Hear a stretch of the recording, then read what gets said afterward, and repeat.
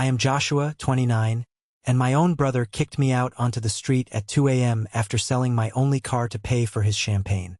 Before I tell you about how I legally took $20 million right out from under his nose, let me know where you are watching from in the comments. I sold your car. Wyatt did not even look up from his phone when he said it. He just threw a crumpled receipt right at my chest.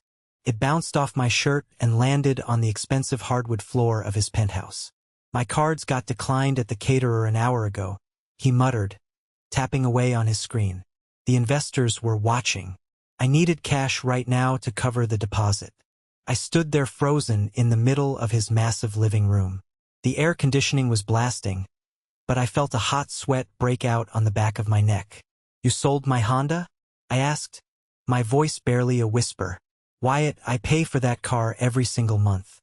I use my entire salary just to keep up with the payments. It is how I get to work. It is my only lifeline.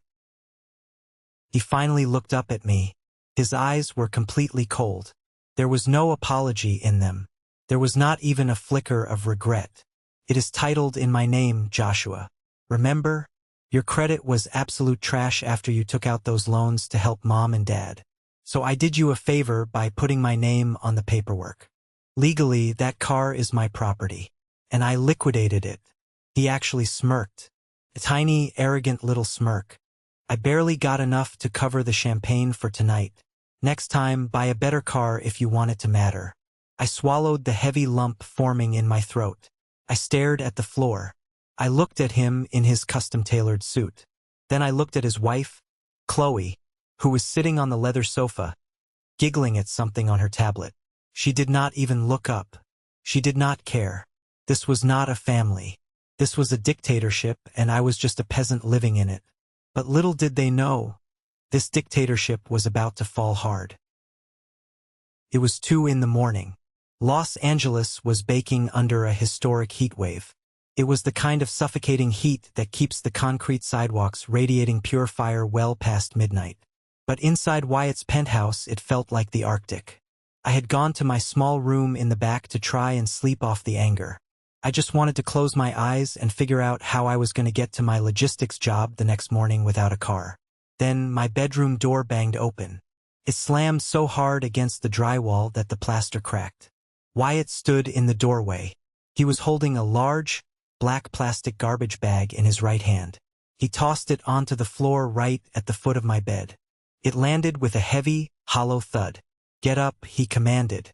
His voice was not loud, but it was dripping with that manic, entitled irritation that I knew all too well. Chloe needs this room. She is doing a massive closet reveal for her live stream tomorrow morning, and your cheap junk is ruining the aesthetic of the background. I sat up, blinking against the harsh, blinding hallway light pouring into my dark room. Wyatt, I said, rubbing my eyes. It is 2 a.m. You just sold my car. Where am I supposed to go right now? I do not care what time it is, he snapped. You are cluttering up my house. He kicked the black garbage bag toward my feet. I packed for you. Consider it a massive courtesy. Now get out. I looked down at the bag. He had not packed. He had literally shoveled the top layer of my life. A few shirts, my work boots, a toothbrush, into a hefty sack like it was yard waste. My hands started to shake. I looked back up at him.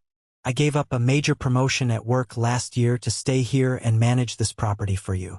I gave up everything. Where am I supposed to go? He laughed. It was a short, sharp, cruel sound. Go live in the warehouse. It is empty. At least out there, you will be right at home with your own kind. Trash. He turned on his heel and walked away, leaving my door wide open. I sat there on the edge of the mattress for exactly 10 seconds. A younger version of me would have cried.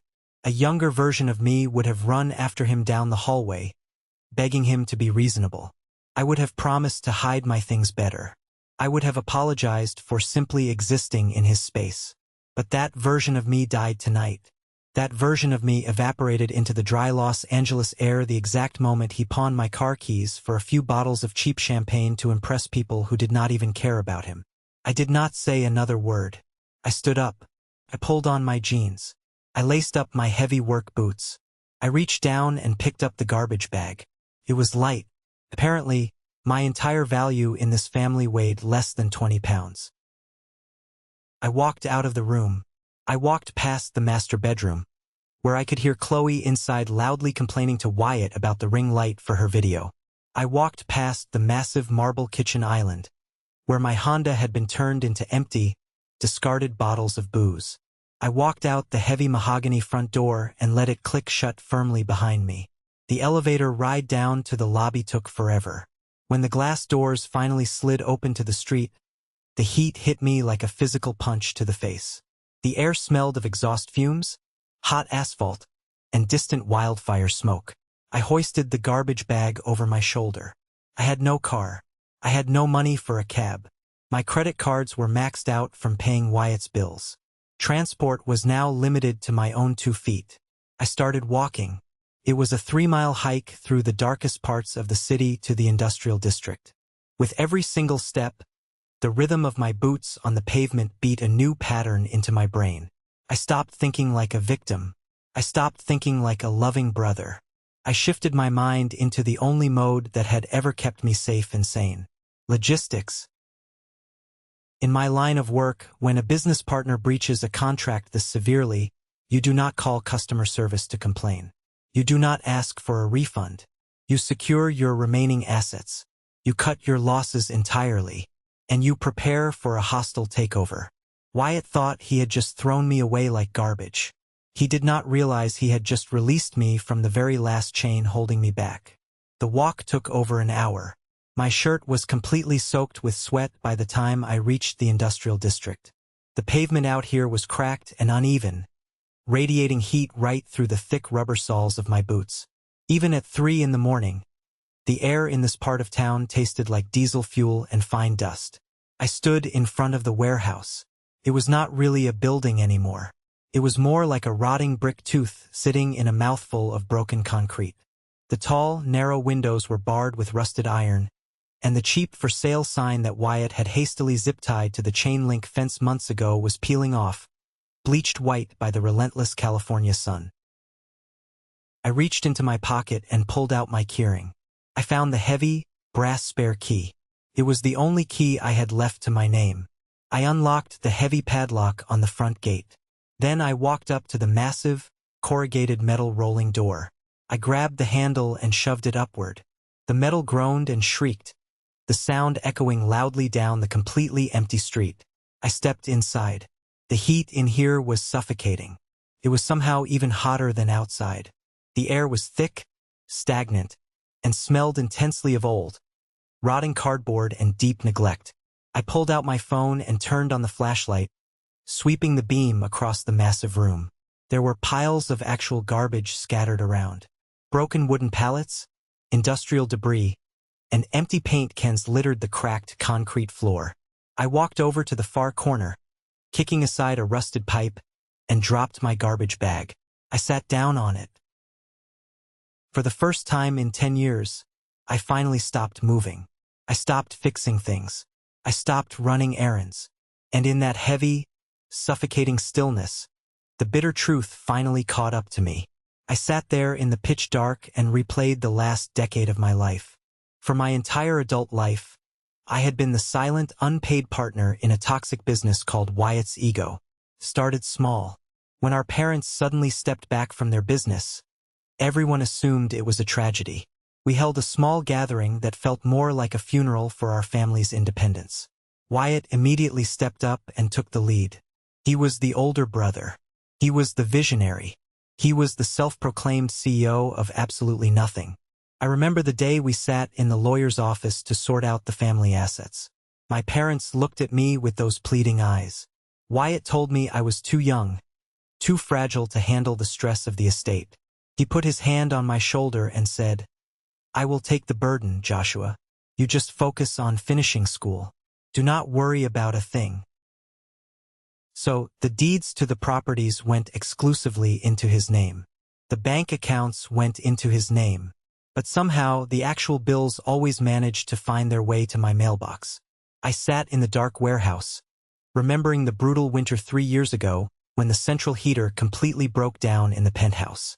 Wyatt was away in Aspen, supposedly networking with rich investors. He called me in a complete panic. "We need to fix this right now, Joshua. It is our home. We cannot let it freeze." I drained my entire savings account to pay the $3,000 repair bill. I gave up the money I had been saving for my own college fund. I remembered when the property taxes on this very warehouse became dangerously delinquent. Wyatt sat me down, looking deeply stressed. "We are going to lose the family legacy if we do not act right now," he told me. "We have to sacrifice." So I sacrificed. I worked double shifts. I used every dime of my salary to pay the county so Wyatt could keep his name on the deed. He loved using that word. We are building an empire. We are in this together. We need to tighten our belts. But tonight, sitting on the dirty concrete, wiping the sweat from my eyes, I realized the absolute truth. In a toxic family, "we" is the most dangerous word in the English dictionary. It is a linguistic trap designed to keep you broke and compliant. When there was a massive debt to pay, it was ours. When there was hard physical work to be done, it was a shared family obligation. But the second there was any profit, any ownership, any authority or credit to be taken, the "we" evaporated instantly. It became his. He sold my car because he genuinely believed he had the right to do it. He did not see it as stealing from his younger brother. He saw it as liquidating an asset that belonged to the corporation of Wyatt. I was never a brother. I was just an employee who had gotten a little too comfortable thinking he had human rights. He kept me poor on purpose so I would stay dependent on him. He engineered my financial desperation so that living in this rotting warehouse would feel like a mercy rather than a punishment. And the worst part, the absolute worst part that made my blood boil in the dark? My parents knew. I recently found out they were not struggling in some modest retirement home like they claimed. They were living in a luxury resort community in Florida. They were using a joint credit card that I was quietly paying off every single month. They allowed Wyatt to drain my life force because it meant they did not have to deal with his tantrums. My stolen inheritance wasn't just money. It was my youth, my peace of mind, and my future. I took a deep breath. The anger was hot and sharp in my chest, but I pushed it down. Anger is useless without a plan. I stood up and picked up my phone flashlight again. I needed to assess my surroundings. I needed to know exactly what I had to work with. I walked the perimeter of the warehouse. The walls were solid brick, though crumbling in places. The roof seemed intact, no visible water damage on the floor. As I walked, I thought about Wyatt. He called this place a massive burden. He constantly complained about it to his rich friends, calling it a rot that was dragging down his real estate portfolio. But as I swept the light over the empty corners and the thick layers of undisturbed dust, a very strange, very interesting thought occurred to me. Wyatt never came here. Not once. Wyatt was absolutely terrified of dirt. He was allergic to anything that even closely resembled manual labor. He treated this side of town like it was a radioactive zone. It was only useful to him as a tax write-off on a balance sheet. He had not set foot inside these brick walls in at least 5 years. Whenever something needed to be checked, he sent me. I walked over to the front gate and peered outside. Dawn was just starting to break, painting the smoggy Los Angeles sky in shades of bruised purple and dull orange. I saw a familiar figure walking down the street with a thermos in his hand. It was Luke, the night security guard who patrolled the adjacent factory lot. I had spoken to him a few times over the years when I came to check the perimeter locks. "Hey, Joshua," Luke called out, looking surprised to see me here so early. "You're up before the sun. Everything okay with the property?" "Just doing a deep audit, Luke," I replied, forcing a casual smile. "Hey, quick question. Have you ever seen my brother, Wyatt, around here? Tall guy, usually wearing a suit that costs more than my life?" Luke chuckled, taking a sip from his thermos. "Wyatt? Man, I haven't seen that guy's shiny shoes in this zip code since they paved the main road back in 2021. He hates this neighborhood. Why? He finally coming down to clean up this mess?" "No," I said softly, looking back into the dark cavern of the warehouse. "No, he isn't. Thanks, Luke." I waved, stepping back inside and pulling the heavy metal door down shut. The sound of the door closing echoed with a heavy finality. I stood in the darkness, letting the reality wash over me. Wyatt had not been here in 5 years. That meant he did not know what was actually in the corners of this building. He did not know what was behind the old drywall. He thought he had exiled me to a miserable prison to break my spirit. He did not realize he had just handed me sole, unsupervised custody of the only thing in our family's name that he had not completely ruined yet. My brain, trained in logistics and supply chain management, began to categorize the space. Area A, clear out the debris. Area B, set up a secure sleeping perimeter. I did not have a bed, but I had cardboard and my clothes. It wasn't comfortable, but for the first time in my life, I was standing on ground where nobody was yelling at me, demanding my money, or telling me I was worthless. I laid out a large, flattened cardboard box. I used my garbage bag of clothes as a makeshift pillow. As I lay down on the hard, unforgiving concrete, I didn't feel defeated. I felt a strange, cold sense of clarity. Wyatt had taken the penthouse. He had taken my car. He had taken my parents' loyalty. But right here, right now, I was the master of this domain. And I was going to find a way to make this place work for me. 7 days later, the Los Angeles heatwave broke a new record. The temperature outside hit 104 degrees. Inside the warehouse, it was basically an industrial oven. The air inside shimmered with dust and brutal stagnation. I was sitting on an overturned wooden crate using my phone, which I had charged at a local coffee shop, to desperately audit my remaining, pitiful cash reserves. I had exactly $42 to my name. Suddenly, the small side door of the warehouse banged open with tremendous force. The harsh afternoon sunlight violently pierced the gloom. Wyatt stormed in. He was wearing a custom-tailored linen suit that probably cost more than my entire college education. But right now, that expensive suit was heavily stained with sweat under the arms and down the back. He looked completely out of place. He looked like a panicked peacock trapped in a landfill. He held a handkerchief over his nose to block the smell of the dust. He did not say hello. He did not ask how I was surviving in an oven without food or water. He marched right up to me and threw a bright red envelope aggressively at my chest. It hit my shirt and fluttered down to the dusty concrete floor. "Pay it," he snapped, his voice tight with rage. I looked down at the red envelope.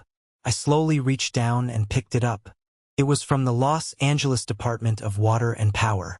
Stamped across the top in bold black letters were the words, "Final disconnection notice."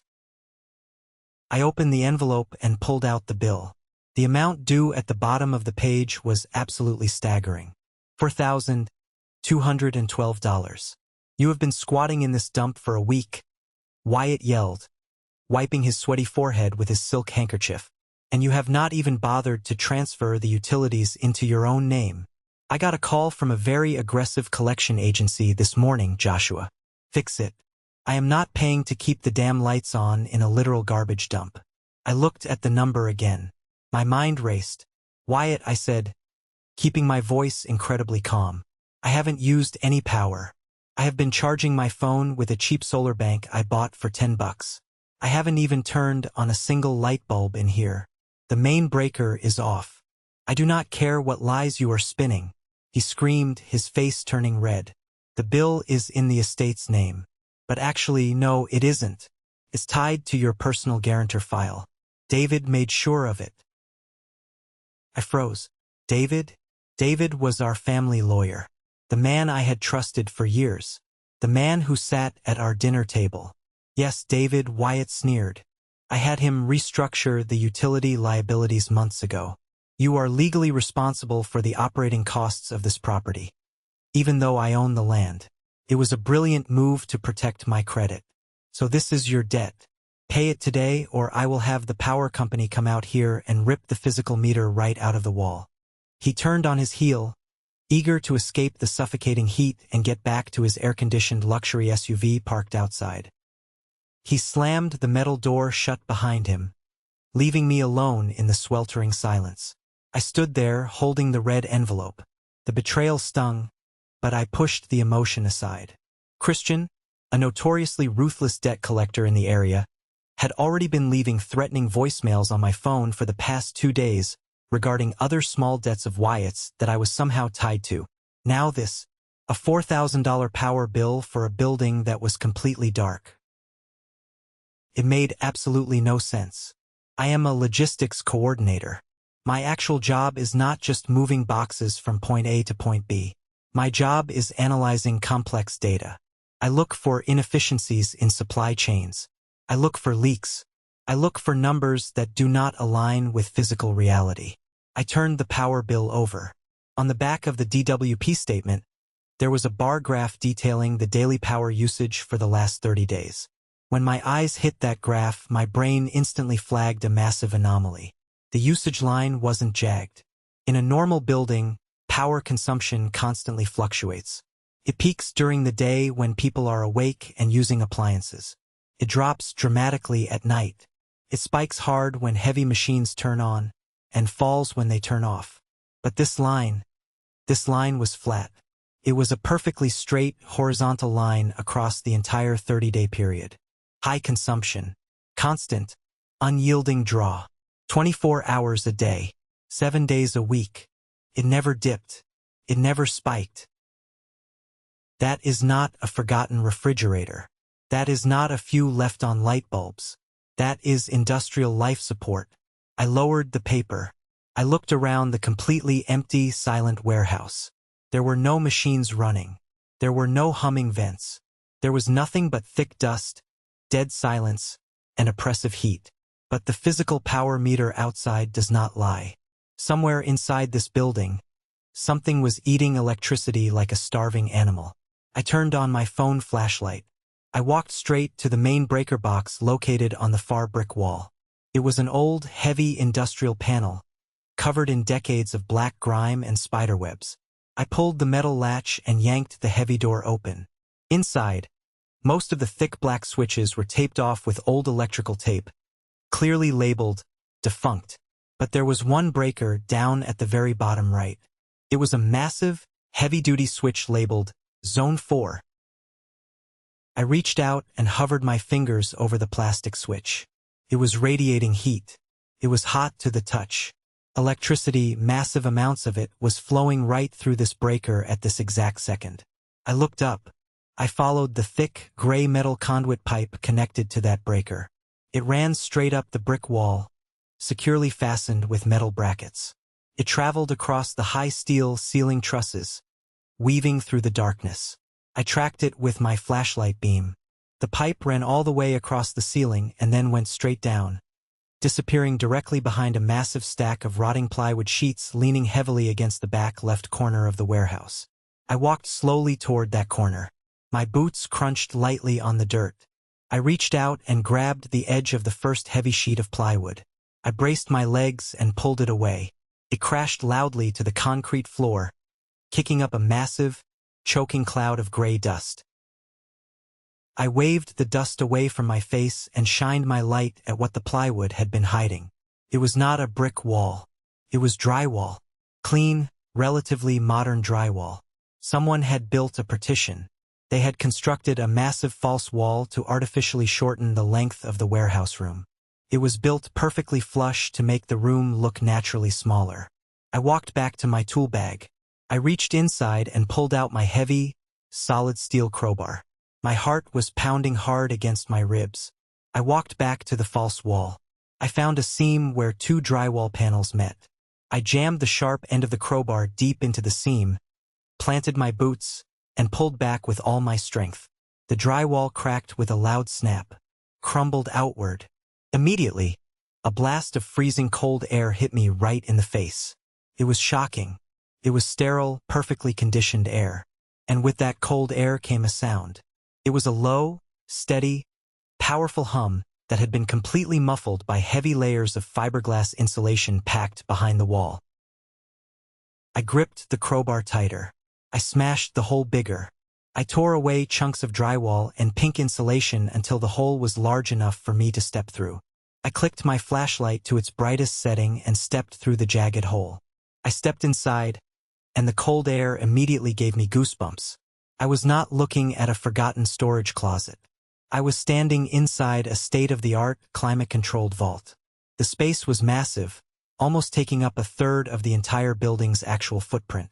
It was pitch black in here, illuminated only by the constant, blinking green LED lights of massive, industrial-grade dehumidifiers and air conditioning units lining the walls. They were the source of the deep hum. They were the reason for the massive $4,000 power bill. I raised my flashlight. My hand was visibly shaking. The bright white beam cut through the pristine, dust-free darkness and hit something directly in the center of the room. It looked like a giant, clear plastic blister. It was a car capsule, an inflatable, heavy-duty storage bubble used by high-end collectors to preserve priceless vehicles in a perfect vacuum environment. And there wasn't just one. I moved the light to the left, then to the right. There were 4 of them. 4 massive, shimmering clear bubbles lined up in absolute military precision across the polished concrete floor. Couldn't breathe. I slowly walked to the first bubble on the far left. My flashlight beam danced over the elegant, sweeping curves of the metal inside. It was a massive, majestic vehicle. The chrome bumper caught the light and reflected it back like a mirror. It was a Rolls-Royce Phantom V. It was vintage, flawless, in a deep midnight blue that looked like dark glass. I stumbled back, my mind spinning. I moved to the next bubble. Red. Bright, aggressive, heart-stopping red. The low-slung hood, the iconic wire wheels. It was a Ferrari 250 GTO. Even I, someone who only drove a cheap Honda, knew what this was. This was automotive royalty. This was the kind of car billionaires fought over in secret rooms. I scrambled to the third bubble. A stunning, low-profile Lamborghini Miura, painted in a vibrant, flawless mustard yellow. The eyelashes around the headlights were perfect. And finally, the fourth bubble. A silver, sleek, perfectly preserved Porsche 356 Speedster. My heart felt like it was going to hammer its way right out of my chest. Wyatt had called this place a burden. He had called it a rotting tooth. He had just thrown a final disconnection notice in my face because he was too insanely cheap to pay the bill. He did not know. He had never bothered to look behind a single piece of plywood. He was so incredibly blinded by his own arrogance and his hatred for manual labor that he had been sitting on top of the holy grail of automotive history, treating it like a toxic landfill. I wasn't standing in a rundown warehouse anymore. I was standing in a bank vault, and I was the only living person who knew the combination. I did not call Wyatt. I did not call my parents. I did not call the power company to complain about the bill. I pulled out my phone and I called Gabriel. Gabriel was an elite freight specialist. We had worked together on a massive nightmare logistics contract 2 years ago, involving shipping a container of vintage luxury watches to a private buyer in Dubai. Gabriel was a man who did not ask unnecessary questions. He just knew exactly what rare things were worth, and he knew how to move them securely. He answered on the second ring. "Joshua? It's early, man." "Gabriel, I need you here right now," I said, my voice tight. "Bring Elijah." Elijah was Gabriel's mentor, a legendary classic car appraiser who rarely left his office. Gabriel paused. "Joshua, Elijah doesn't do house calls unless it's a museum piece. Tell him to bring his glasses, Gabriel. Just get here." They pulled up to the warehouse 40 minutes later in a completely nondescript black SUV. They stepped out into the blazing heat. Gabriel looked at the peeling paint on the fence, the barred windows, and the general decay of the street with a deep, skeptical frown. "You said you had a high-value cargo issue, Joshua," Gabriel said, stepping carefully over a dark puddle of motor oil near the entrance. "This looks more like a demolition site." "It is not about the building, Gabriel. It is about the inventory." I led them inside the sweltering main room, straight to the broken false wall. I handed Elijah a heavy-duty flashlight. "Zone 4, I said simply. "Take a look." Elijah, an older man with sharp eyes, stepped carefully through the jagged hole in the drywall. I heard his breath catch in his throat. Then absolute silence. A long, heavy, stunned silence. Gabriel and I followed him in. Elijah was standing in front of the clear plastic bubble holding the red Ferrari. His face was mere inches from the plastic. He wasn't looking at it like a car. He was looking at it like a lost religious artifact. "My God," Elijah whispered, his voice trembling.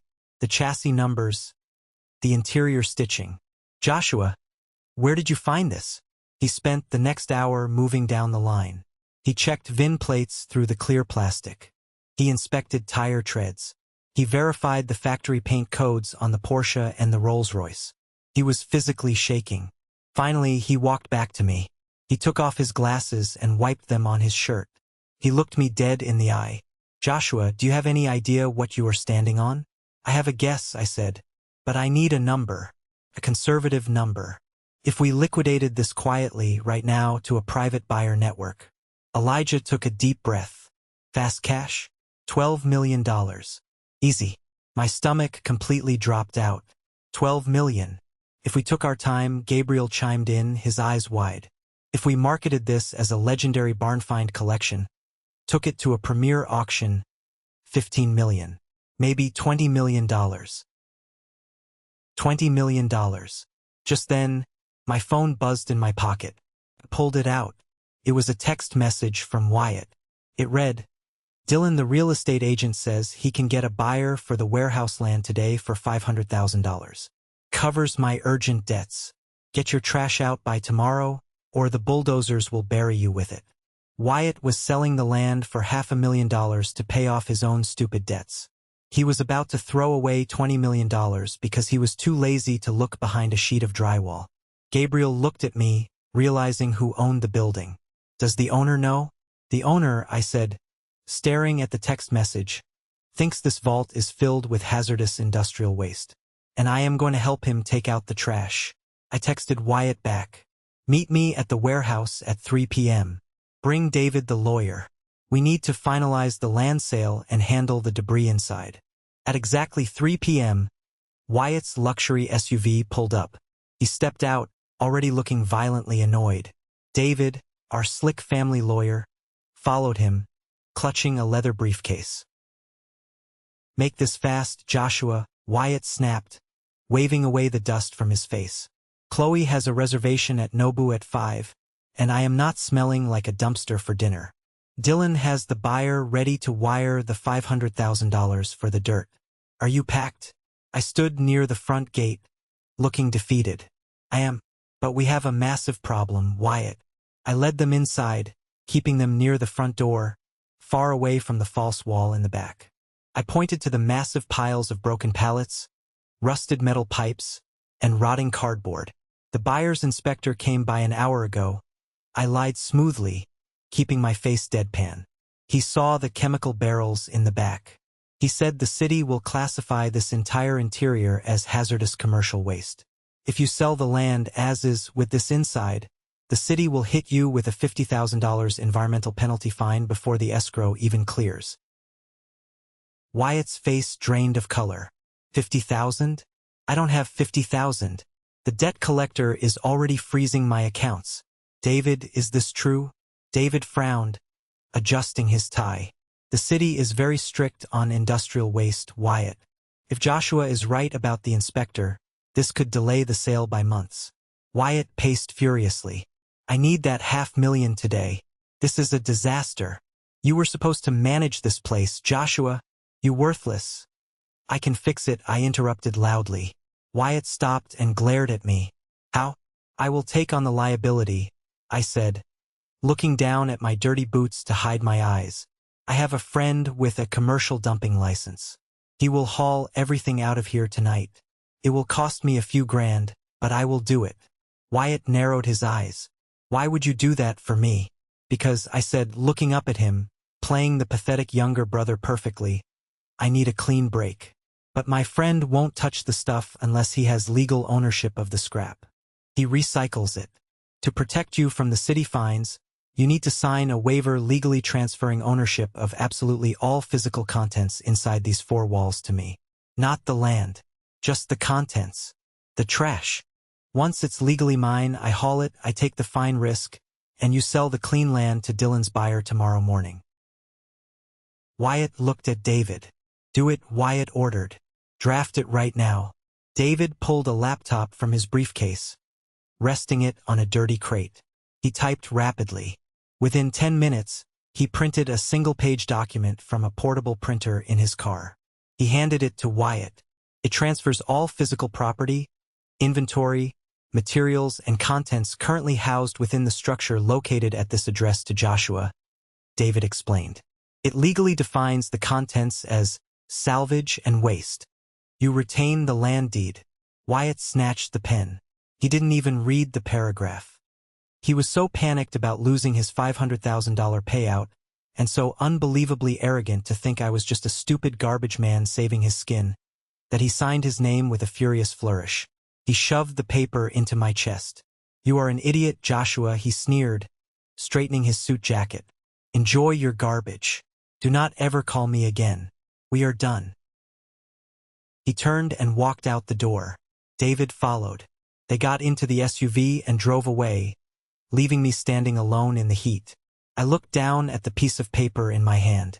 It had his signature. It had David's notary stamp. It was legally binding. I didn't just own the trash.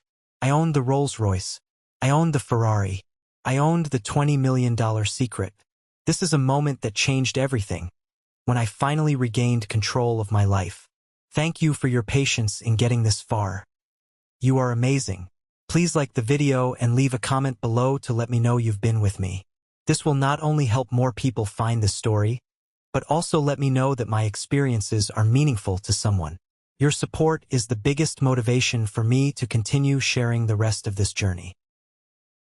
The moment Wyatt's taillights disappeared around the corner, I pulled out my phone and dialed Gabriel again. It is done, I told him, staring at the signed legal document in my hand. Bring the trucks. Gabriel did not waste a single second. At exactly midnight, the industrial street outside the warehouse was completely locked down. 3 massive, unmarked, climate-controlled semi-trucks rolled silently up to the front gate. Gabriel had brought an entire specialized crew of professional automotive handlers. They were dressed in dark clothes, moving with absolute military precision. I rolled up the massive front door of the warehouse. The crew moved inside, carrying heavy-duty portable ramps and thick moving blankets. We walked straight to the back, past the piles of literal garbage to the false wall. We tore down the rest of the drywall, fully exposing the gleaming vault. It took them 4 agonizing hours to safely deflate the preservation bubbles and carefully winch the incredibly rare cars onto the specialized transport beds. Every time the heavy chains clanked, I held my breath, terrified that Wyatt might suddenly realize his mistake and drive back. But he didn't. He was probably sitting in a fancy restaurant, drinking champagne, celebrating the fact that he was about to sell the land for $500,000, convinced he had completely outsmarted me. By 4:30 a.m., the vault was completely empty. The Rolls-Royce, the Ferrari, the Lamborghini, and the Porsche were gone, secured safely in Gabriel's highly classified storage facility on the other side of the state. I stood alone in the center of the warehouse. The sun was just starting to peek over the Los Angeles skyline, casting long, dusty shadows across the cracked floor. The building was now truly what Wyatt always thought it was. A hollow, empty shell of dirt and broken concrete. My phone buzzed. It was a text from Wyatt. Dylan just wired the $500,000 for the land sale. Escrow is closed. The bulldozer arrives tomorrow.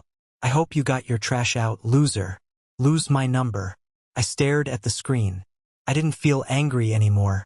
I didn't feel sad. I felt an overwhelming wave of cold, absolute peace. The game was over and I had won. I replied with a simple thumbs-up emoji and put my phone away. 3 days later, I was sitting in a high-end, leatherback chair inside the executive office of Sotheby's auction house in Beverly Hills. Across the heavy oak desk sat Carter, the senior director of classic automotive acquisitions. Carter slid a thick, premium-bound appraisal folder across the desk toward me. The official authentication is complete, Joshua, he said, his voice laced with deep respect. The provenance is flawless.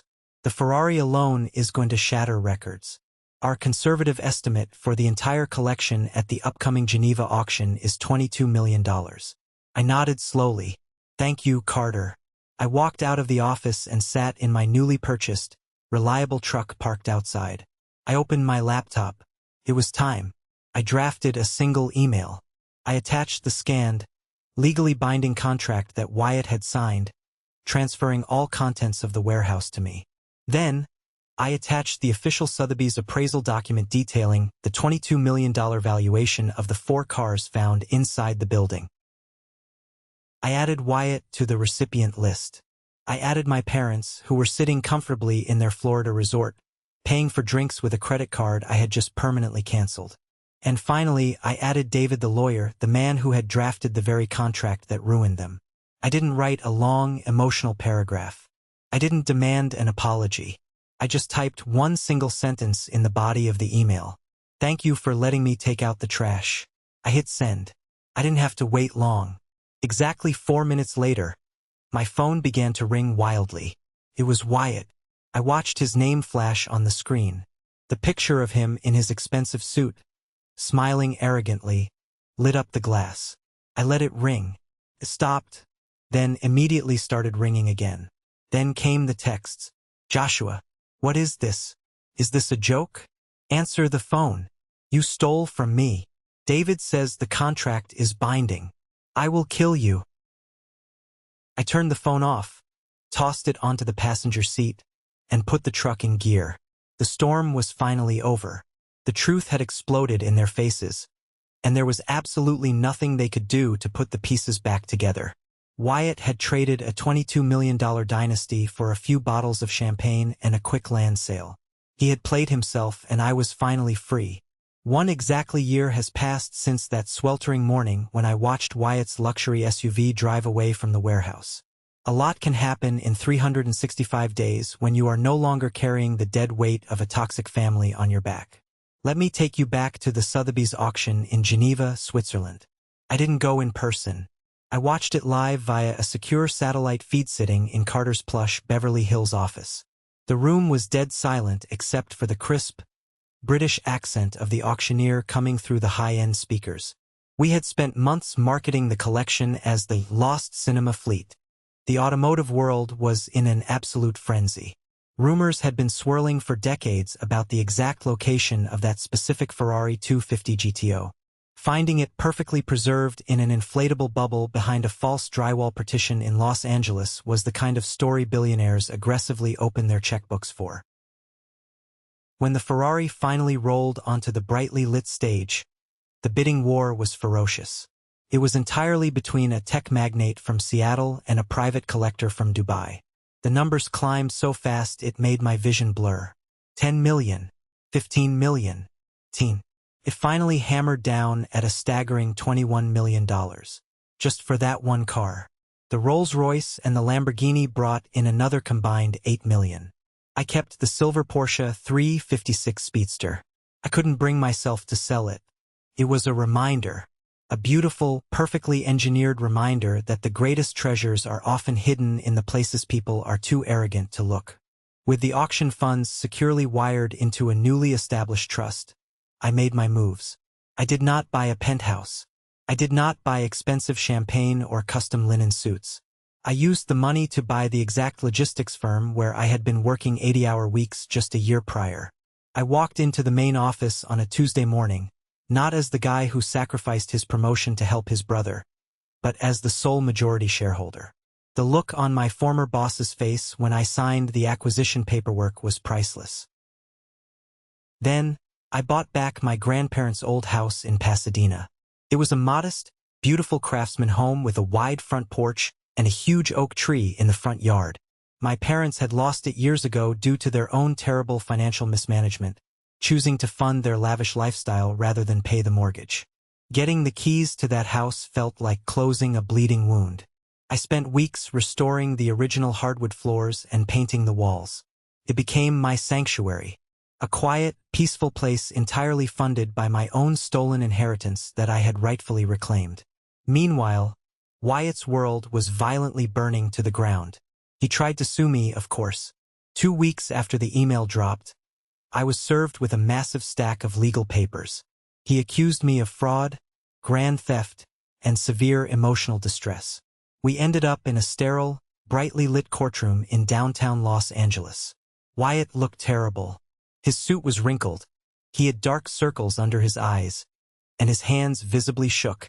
David, his slick lawyer, tried his absolute best to argue that the contract was signed under extreme duress and deliberate misrepresentation. My legal team, funded by the Sotheby's advance, simply presented the signed document to the judge. It was a masterpiece of legal irony. David himself had drafted the exact wording. The document clearly stated that Wyatt willingly transferred all physical property, inventory, materials, and contents located at the warehouse address to me, Joshua, defining them strictly as salvage and waste. The judge looked over her glasses at Wyatt. She asked him one simple question. Did you physically inspect the contents of the building before signing a legal document abandoning them to avoid a municipal fine? Wyatt stammered. He tried to explain about the dirt, the heat, his dinner reservations at Nobu. He tried to say I tricked him. The judge slammed her gavel down. Case dismissed with prejudice. She ruled that willful ignorance is not a valid legal defense for breaking a contract you had your own lawyer draft. Wyatt had legally, formally, and bindingly given me the cars. That courtroom defeat was the final nail in the coffin. Chloe, Wyatt's wife, had married him for the aesthetic and the bank account. The moment she realized the $20 million collection was legally mine and Wyatt was drowning in legal fees, she filed for divorce. It was a brutal, swift, and merciless process. She didn't want custody of his problems. She hired a shark of a lawyer who uncovered all of Wyatt's hidden debts. In the final settlement, Chloe managed to secure the entire $500,000 from the warehouse land sale, claiming it was necessary to maintain her standard of living while Wyatt had squandered marital assets. Wyatt was left with absolutely nothing. No cars, no land, no wife. He was officially evicted from the Santa Monica penthouse 3 months later when he couldn't make the massive monthly lease payment. I heard through a mutual acquaintance that he was sleeping on a friend's couch in a studio apartment, desperately trying to get a job in retail sales. I thought I had finally cut all the rotting branches off my family tree, but toxic roots run incredibly deep.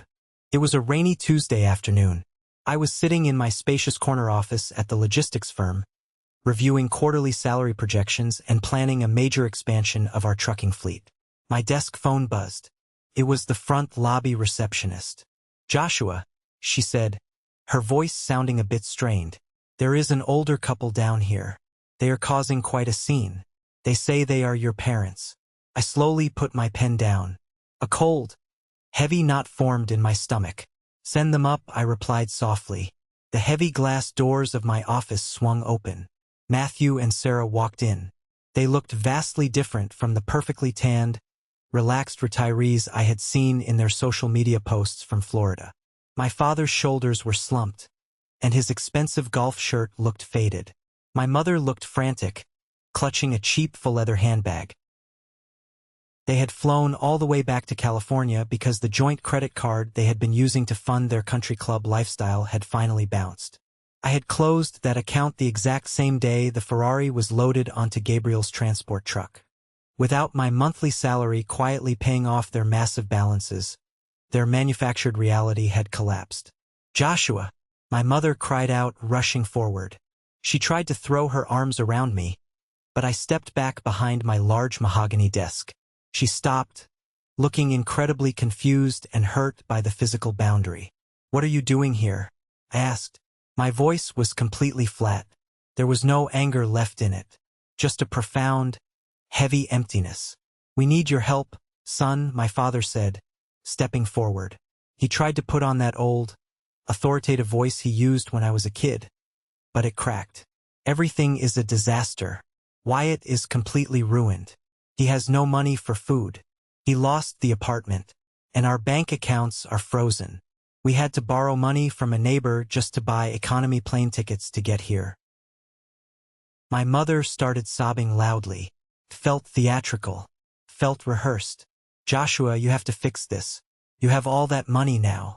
Millions of dollars. You are our son. We are blood. You cannot just leave your family out in the cold. We need a loan. Just a small loan to get Wyatt back on his feet and pay off our resort fees. Maybe $1 million. It is nothing to you now. I looked at them. I really looked at them. These were the people who stood by and watched Wyatt financially abuse me for a decade. These were the people who told me to give up my college fund so Wyatt could fix his heater. These were the people who treated my independence, my very existence, like a burden. I reached into my desk drawer. I pulled out a thick manila folder. I tossed it onto the center of the desk. It landed with a loud slap. Do you know what this is? I asked them. They stared at the folder, silent. This is a complete, itemized ledger of every single dollar I spent keeping this family afloat over the last 10 years. I said, tapping the folder with my index finger. Every utility bill. Every property tax payment for the warehouse. Every single credit card payment for your Florida vacations. It totals over $300,000 of my own hard-earned salary. Money I bled for while Wyatt drank champagne and called me trash. Joshua, that is in the past, my father pleaded, raising his hands. We made mistakes, but we are a family. We have to forgive. Forgive? I let out a short, hollow laugh. You didn't come here for forgiveness. You came here because the ATM machine finally changed its PIN. When Wyatt threw me out of the house at 2 in the morning, where were you? When I called you from the street, begging for a place to stay, you let it go to voicemail. My mother covered her face with her hands. Wyatt was under a lot of stress. He didn't mean it. He meant every single word. I shot back, my voice finally rising, echoing off the glass walls of the office. He told me to go live in the warehouse because I belonged with the garbage. He sold my car. He tried to saddle me with a $4,000 power bill while he was secretly trying to sell the land out from under me. I walked around the desk and stood directly in front of them. They instinctively shrank back. I am not your bank, I said, my voice dropping to a dangerous, icy whisper. I am not Wyatt's safety net. I am exactly what you all raised me to be. I am the guy who cleans up the messes. But this time I am keeping the salvage. Joshua, please, my mother begged, grabbing my arm. He is your brother. He was the golden child.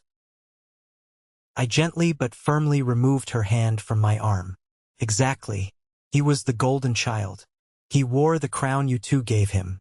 But I am just a garbage man. And garbage cannot feed Wyatt's crown. I picked up the phone on my desk and pressed the intercom button. Security. Please come up to the executive office and escort Mr. and Mrs. Evans out of the building. They are trespassing. My father's face turned bright purple with absolute rage. You cannot do this to us. We gave you life. You owe us. I owe you absolutely nothing, I replied, turning my back to them and walking toward the large window overlooking the bustling logistics yard below. The debt has been paid in full. Do not ever contact me again. I stood by the window and watched as 2 large security guards gently but firmly guided my screaming, crying parents out of the office suite. I didn't feel a shred of guilt. I felt like I had finally excised a massive, malignant tumor from my life. The cycle of financial and emotional abuse was permanently broken. The late afternoon sun was beginning to dip toward the horizon, painting the vast expanse of the Pacific Ocean in brilliant shades of crushed gold, deep violet, and fiery orange. I shifted the heavy, mechanical gear lever into fourth. The silver Porsche 356 Speedster responded instantly, the beautifully tuned engine roaring with a deep, throaty growl that vibrated right through the leather seats and into my chest. I was driving north on the Pacific Coast Highway. The convertible top was down, and the salty, cool ocean wind was whipping violently through my hair. I realized exactly where I was. I was driving the exact same stretch of coastline, just a few miles down from Santa Monica, where I had walked that terrible, suffocating night a year ago. I slowed the car down and pulled over onto a scenic turnout carved into the side of the coastal cliff. I turned off the engine. The sudden silence was filled only by the rhythmic, powerful crashing of the ocean waves against the jagged rocks far below. I sat there in the driver's seat, resting my hands lightly on the original wooden steering wheel. I looked out at the endless horizon. If you had told me a year ago, when I was walking the streets with my entire life stuffed into a cheap plastic garbage bag, that I would be sitting here today, I would have thought you were completely insane. Back then, my entire worldview was defined by what my family told me I was. They told me I was weak. They told me I was strictly a supporting character in Wyatt's grand, spectacular life story. They made me believe that my only real value was my ability to absorb their stress, pay their debts, and quietly disappear into the background. But out there in the dark, sweltering heat of that abandoned warehouse, something fundamental shifted inside of me. When Wyatt kicked me to the curb, he didn't destroy me. He accidentally cured me. He shattered the powerful illusion of our family dynamic. He forced me to look at the raw, ugly truth of how they viewed me. And once you see that truth, you can never unsee it. I traced my finger over the smooth, polished silver dashboard of the Porsche. This car is a masterpiece. But for decades, it sat entirely forgotten in the dark, hidden behind a cheap, hastily built wall of drywall, slowly gathering dust. It was completely ignored by a man who was too obsessed with maintaining a fake image of wealth to actually look at what was right in front of him. I used to be exactly like this car, hidden, undervalued, kept completely in the dark by people who wanted to exploit my energy without ever recognizing my worth. But not anymore. I tore down the false wall in that warehouse, but more importantly, I tore down the false wall inside my own mind. I stopped waiting for my family to suddenly wake up and appreciate me. I stopped hoping that if I just worked a little harder, paid one more bill, or sacrificed one more promotion, they would finally love me the way I deserve to be loved. I took back my power.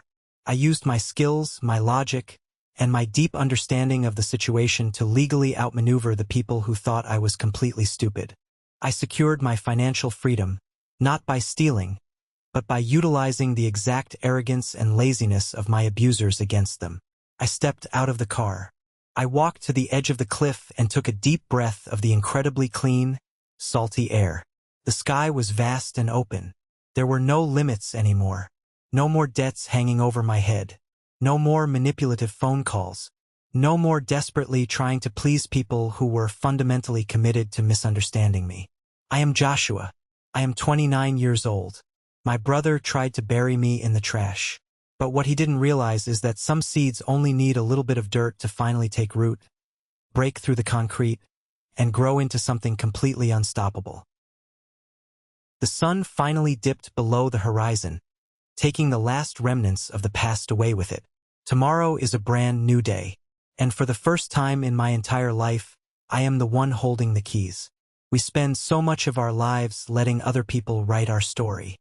We let toxic family members, terrible bosses, or selfish partners dictate our value. The biggest lesson I learned from sitting in the dirt of that warehouse is this: true wealth is not just about the numbers in your bank account, and true poverty is not just a lack of money. Wyatt had a penthouse, but his mindset was completely bankrupt. He was impoverished by his own arrogance and laziness. Financial freedom begins the exact moment you realize you are funding your own oppression. You cannot heal in the exact same environment that made you sick. Sometimes, the most powerful personal development move you can ever make is to stop trying to fix toxic people and instead use your energy to quietly secure your own future. You have to set ironclad boundaries, even if it means walking away from the people you share DNA with. I want to hear from you. What is the biggest lesson you are taking away from my story today? Have you ever had to walk away from a toxic situation to finally find your own worth? Share your favorite takeaway in the comments below, or simply comment the word good, so I know that these lessons resonated with you. Your engagement helps this community grow and supports others who might be going through the exact same darkness I did. Keep driving forward.